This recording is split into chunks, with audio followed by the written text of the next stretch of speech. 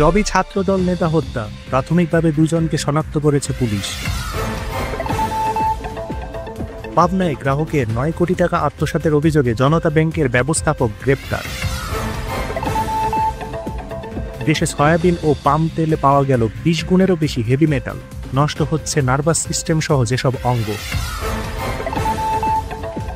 পটিয়ায় BMP নেতার গাড়িতে হামলা, ভাঙচুর ও গুলি। অনৈতিক কাজের সময় উপসহকারী কমিউনিটি মেডিকেল অফিসার নারীসহ আটক। বাজার ইজারা নিয়ে বিএনপির 2 গ্রুপের সংঘর্ষ, 5 পুলিশ সহ আহত 10। অবৈধ বালু উত্তোলন নিয়ে দুপক্ষের সংঘর্ষ, গোলাগুলি। মসজিদের চাবি না দেওয়াকে কেন্দ্র করে দফায় দফায় সংঘর্ষ, ভাঙচুর, আহত 50। আজকের দিনে সবচেয়ে আলোচিত আর চাঞ্চল্যকর কোনো খবর মিস করতে না চাইলে সম্পূর্ণ ভিডিওটি অবশ্যই মনোযোগ দিয়ে দেখুন। আর চারপাশে ঘটে যাওয়া প্রতি মুহূর্তের ব্রেকিং নিউজ সবার আগে পেতে এখনই আমাদের চ্যানেলটি সাবস্ক্রাইব করে রাখুন, যাতে কোনো গুরুত্বপূর্ণ আপডেট মিস না হয়। আরমানিটোলা পানি পাম্প গলিতে জগন্নাথ বিশ্ববিদ্যালয়ের শিক্ষার্থী জুবায়ের আহমেদ হত্যাকাণ্ডে জড়িত 2 জনকে প্রাথমিকভাবে শনাক্ত করেছে পুলিশ। লালবাগ জোনের ডিসি মল্লিক আহসানুদ্দিন সামি রোববার রাতে এই তথ্য নিশ্চিত করেছেন। ডিসি সামি জানান, পুলিশ প্রাথমিকভাবে 2 জনকে শনাক্ত করতে পেরেছে এবং তাদের গ্রেপ্তারের জন্য পুলিশের একাধিক দল কাজ করছে। হত্যাকাণ্ডের কারণ সম্পর্কে তিনি বলেন, প্রাথমিকভাবে ধারণা করা হচ্ছে জুবায়েরকে ছুরিকাঘাতে হত্যা করা হয়েছে। এটি ত্রিভুজ প্রেমের কারণে ঘটে থাকতে পারে। এদিকে জিজ্ঞাসাবাদের পর ওসি রফিকুল ইসলাম জানান, জোবায়েদের ছাত্রী বর্ষা স্বীকার করেছেন তার এবং জোবায়েদের মধ্যে কোনো প্রেমের সম্পর্ক ছিল না। বর্ষা শুধু মাহিরকে জানিয়েছিল যে তিনি জোবায়েরকে পছন্দ করেন, তবে তাদের মধ্যে এমন কোনো বার্তা বা প্রমাণ পাওয়া যায়নি যা প্রেমের ইঙ্গিত দেয়। কিন্তু এই কথাই মাহিরের মধ্যে প্রবল রাগ ও হিংসার জন্ম দেয়, যা থেকে সে এই হত্যাকাণ্ড করে থাকতে পারে বলে ধারণা করা হচ্ছে। এছাড়াও ভবনের সবাইকে জিজ্ঞাসাবাদ করা হচ্ছে এবং দ্রুত সময়ের মধ্যে ঘটনার প্রকৃত তথ্য উদ্ঘাটন করা সম্ভব হবে বলে আশাবাদ ব্যক্ত করেছেন। সিসিটিভি ফুটেজ বিশ্লেষণ করে দেখা গেছে, বিকেল 4:39 বংশালের নূরবক্স রোডের মাথার এলাকায় কালো টি শার্ট ও কালো ব্যাগ পিঠে 2 যুবক বংশাল রোডের দিকে দৌড়ে যাচ্ছেন। পুলিশ ধারণা করছে এই 2 যুবকই মাহির ও তার সহযোগী, যারা এই হত্যাকাণ্ডের সাথে জড়িত থাকতে পারেন। জুবায়ের আহমেদ বংশাল এলাকার নূরবক্স রোডের একটি ভবনে টিউশনির জন্য গেলে বাসার নিচে ছুরিকাঘাতের শিকার হন। আহত অবস্থায় তিনি সিঁড়ি বেয়ে উপরে ওঠার চেষ্টা করলে 3 তলায় পড়ে যান এবং সেখানে তার মৃত্যু হয়। সন্ধ্যা 7টার দিকে বিশ্ববিদ্যালয়ের শিক্ষার্থীরা তার লাশ পড়ে থাকতে দেখেন। পাবনার সাতিয়ায় জনতা ব্যাংক পিএলসির বনগ্রাম শাখার ব্যবস্থাপক ও মুখ্য কর্মকর্তা হেমায়েত করিমকে গ্রাহকদের হিসাব থেকে প্রায় 9 কোটি টাকা আত্মসাতের অভিযোগে গ্রেপ্তার করা হয়েছে। এই ঘটনা জানাজানি হওয়ার পর আজ রোববার সকাল থেকে ব্যাংকে গ্রাহকদের ভিড় জমে। ব্যাংক কর্তৃপক্ষ জানিয়েছে যে গ্রাহকদের টাকা আত্মসাতের বিষয়টি জানার পর হেমায়েত করিমকে পুলিশের হাতে তুলে দেওয়া হয়। এই ঘটনায় শাখায় নতুন ব্যবস্থাপক মোহাম্মদ ফরিদুজ্জামান বাদী হয়ে গত বৃহস্পতিবার আতাইকুল্লা থানায় একটি মামলা দায়ের করেন। পুলিশ সেই মামলায় হেমায়েত করিমকে গ্রেপ্তার করে আদালতের মাধ্যমে কারাগারে পাঠিয়েছে। নতুন ব্যবস্থাপক মোহাম্মদ ফরিদুজ্জামান নিশ্চিত করেছেন যে ওই কর্মকর্তাকে সাময়িকভাবে বরখাস্ত করা হয়েছে।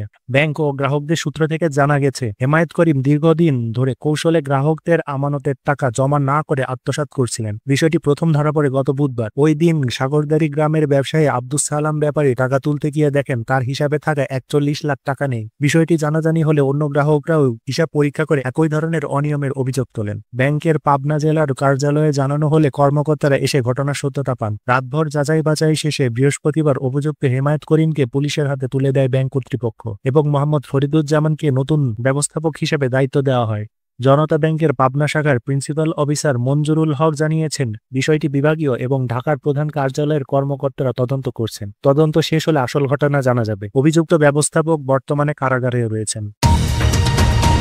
অবসরপ্রাপ্ত অতিরিক্ত সচিব মোহাম্মদ মাহবুবুল কবির মিলন তার ফেসবুক পোস্টে জানিয়েছেন যে দেশের সয়াবিন ও পাম তেলে সহনশীল মাত্রার চেয়ে 20 গুণ বেশি মার্কারি পাওয়া গেছে। এই মার্কারি স্নায়ুতন্ত্র, কিডনি, হৃদরোগ এবং রক্তনালীকে মারাত্মকভাবে ক্ষতিগ্রস্ত করে। তিনি উল্লেখ করেন যে কয়েক বছর আগে সারা দেশ থেকে 1521টি সয়াবিন ও পাম তেলের নমুনা পরীক্ষা করে এই তথ্য পাওয়া গিয়েছিল এবং গত বছর জার্নালেরই প্রকাশিত হয়।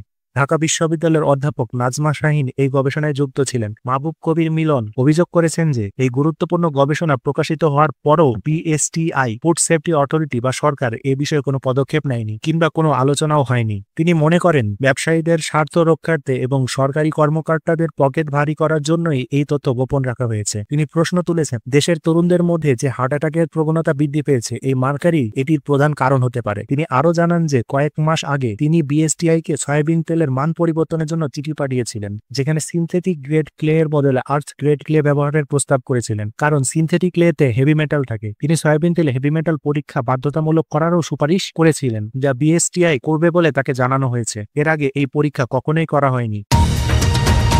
চট্টগ্রামের পটিয়ায় বিএনপি নেতা মোহাম্মদ কায়েসের গাড়িতে হামলা ও ভাঙচুরের ঘটনা ঘটেছে। শুক্রবার দুপুরে পটিয়ার জিরিস্ত খলিল মীর বালিকা কলেজের সামনে এই ঘটনা ঘটে। বিএনপি নেতা মোহাম্মদ কায়েস অভিযোগ করেন যে তিনি জুম্মার নামাজ পড়তে চট্টগ্রাম শহর থেকে তার গ্রামের বাড়ি কাশিয়াইশে যাচ্ছিলেন। পথে জিরি ইউনিয়নের খলিল মীর বালিকা উচ্চ বিদ্যালয়ের সামনে তার গাড়ি একটি মোটরসাইকেল দিয়ে থামানো হয়। এরপর দুটি সিএনজি যোগে 10 থেকে 12 জন লোক এসে তার গাড়িতে হামলা চালায়, ভাঙচুর করে এবং রামদা দিয়ে কোপায়। তিনি আরও অভিযোগ করেন যে হামলাকারীরা তার গাড়ির সামনের গ্লাসে 1 রাউন্ড গুলিও করেছে। স্থানীয় লোকজন এগিয়ে এলে হামলাকারীরা পালিয়ে যায়। খবর পেয়ে পটিয়া থানা পুলিশ ঘটনাস্থল পরিদর্শন করেছে। পটিয়া থানার ওসি মোহাম্মদ নুরুজ্জামান জানিয়েছেন যে তারা ঘটনাস্থলে পুলিশ পাঠিয়েছেন, তবে এ বিষয়ে এখনো কোনো লিখিত অভিযোগ পাওয়া যায়নি। লিখিত অভিযোগ পেলে আইনানুগ ব্যবস্থা নেওয়া হবে। নেত্রকোনার কেন্দুয়ায় অনৈতিক কার্যকলাপের সময় এক নারীসহ উপসহকারী কমিউনিটি মেডিকেল অফিসার শ্রীকান্ত সরকারকে স্থানীয় জনতা হাতে নাতে আটক করেছে। এই ঘটনাটি শুক্রবার জুমার নামাজের পর কুড়িগ্রাম উপজেলার সান্দিকোনা ইউনিয়নের উপস্বাস্থ্য কেন্দ্রে ঘটেছে। আটককৃত শ্রীকান্ত সরকার সান্দিকোনা ইউনিয়নের উপস্বাস্থ্য কেন্দ্রের কর্মকর্তা। তিনি টাঙ্গাইলের ঘাটাইল উপজেলার কদমতলী গ্রামের বাসিন্দা এবং 2 সন্তানের জনক। তার স্ত্রী একজন সরকারি প্রাথমিক বিদ্যালয়ের সহকারী শিক্ষক। আটককৃত নারী নেত্রকোনার পূর্বধলা উপজেলার বাসিন্দা এবং 4 সন্তানের জননী। গ্রাম পুলিশ রিয়াজুল ইসলাম জানান, খবর পেয়ে তিনি ঘটনাস্থলে গিয়ে 2 জনকে আটক অবস্থায় দেখতে পান এবং পরে কেন্দুয়া থানা পুলিশকে অবহিত করলে তারা এসে 2 জনকে থানায় নিয়ে যায়। স্থানীয় বাসিন্দা আরাফাত রহমান বলেন, স্বাস্থ্যকেন্দ্রের মূল দরজার তালা ভেঙে ওই কর্মকর্তা এক নারীকে নিয়ে হাসপাতালের একটি কক্ষে অনৈতিক কাজ করার সময় তাদের আটক করা হয়। কেন্দুয়া উপজেলা পরিবার ও পরিকল্পনা কর্মকর্তা ডাক্তার নাইম হাসান শ্রীকান্ত সরকারকে বাজে প্রকৃতির উল্লেখ করে বলেন, তিনি তার দায়িত্ব অবহেলা করেছিলেন এবং তাকে সেভারাল টাইম ওয়ার্নিং দেওয়া সত্ত্বেও কোনো কাজ না হয় ঊর্ধ্বতন কর্তৃপক্ষকে জানানো হয়েছে। কেন্দুয়া থানার ওসি মিজানুর রহমান ঘটনার সত্যতা নিশ্চিত করে বলেছেন যে অনৈতিক কাজের দায়ে নারীসহ স্বাস্থ্য কর্মকর্তাকে আটক করা হয়েছে এবং তাদের বিরুদ্ধে আইনি প্রক্রিয়া চলমান রয়েছে। পটুয়াখালী সদর উপজেলার লোহালিয়া ইউনিয়নের পালপাড়া বাজারের ইজারা নিয়ন্ত্রণকে কেন্দ্র করে বিএনপির 2 গ্রুপের মধ্যে সংঘর্ষে 5 পুলিশ সহ আহত অন্তত 10 জন। বুধবার রাতে এই ঘটনা ঘটে। সংঘর্ষে গুরুতর আহত একজন যুবককে আশঙ্কাজনক অবস্থায় ঢাকা মেডিকেল কলেজ হাসপাতালে পাঠানো হয়েছে। পরিস্থিতি নিয়ন্ত্রণে আনতে পুলিশ ফাঁকা গুলি ছোড়ে এবং সেনাবাহিনী, র্যাব ও পুলিশের যৌথ অভিযানে 3 জনকে আটক করা হয়েছে। বর্তমানে এলাকায় উত্তেজনা বিরাজ করছে। স্থানীয় পুলিশ সূত্র জানায়, পালপাড়া বাজারের ইজারাদার বিএনপি নেতা ফজলুল এবং একই দলের আরেক নেতা সোহাগ মাঝির সমর্থকদের মধ্যে ইজারা নিয়ে দীর্ঘদিন ধরে বিরোধ চলছিল।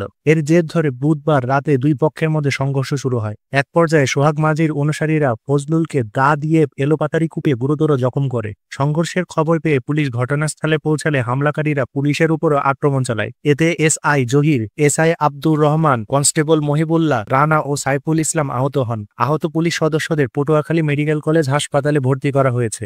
অন্যদিকে গুরুতর আহত ফজলুলকে প্রাথমিক চিকিৎসার পর উন্নত চিকিৎসার জন্য ঢাকা মেডিকেল কলেজ হাসপাতালে পাঠানো হয়েছে। এ ঘটনায় বৃহস্পতিবার সকালে পুলিশ আমিনুল হক চৌধুরী, পলাশ হাওলাদার ও রমজান আলী নামের 3 জনকে আটক করেছে।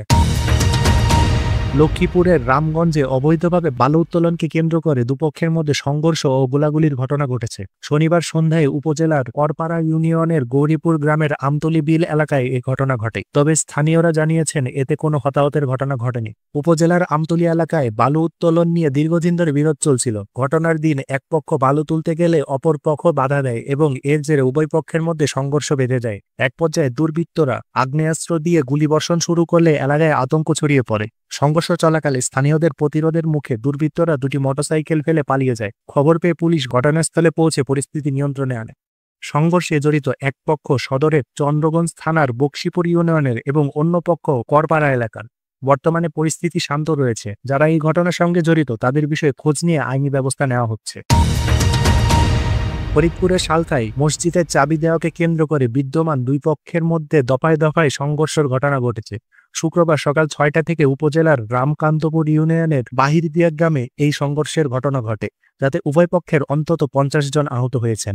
আহতদের মধ্যে কমপক্ষে 20 জনকে হাসপাতালে ভর্তি করা হয়েছে। সংঘর্ষ চলাকালে দুটি বাড়ি ও একটি দোকান হামলা চালিয়ে ভাঙচুর করা হয়।